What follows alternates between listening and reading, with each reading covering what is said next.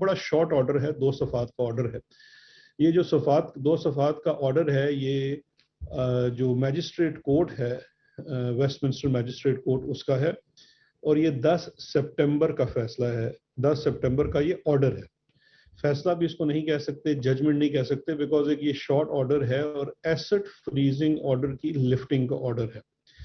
इस ऑर्डर के तहत इसके पहले सफ़े पे साफ लिखा हुआ है कि 2 अकाउंट फ्रीजिंग ऑर्डर्स जो थे, वेस्टमिंस्टर मैजिस्ट्रेट कोर्ट ने 17 दिसंबर 2019 को 12 माह के लिए 2 बैंक अकाउंट्स के ऊपर किए थे, जो कि एक जुल्फ़िकार अहमद जो है उनका account number such and such, और बार्कलेस का जो एक आरबीएस का और एक बार्कलेस का अकाउंट है in the name of Shahbaz Sharif, Salman Shahbaz Sharif. मैं ये रिपीट करता हूँ, एक जुल्फ़िकार अहमद हैं, वो उनका जो कार्टर ड्रग सोलिसिटर हैं, उनके नाम पे क्लाइंट अकाउंट होता है, वो था, और दूसरा सलमान शहबाज शरीफ का अकाउंट था।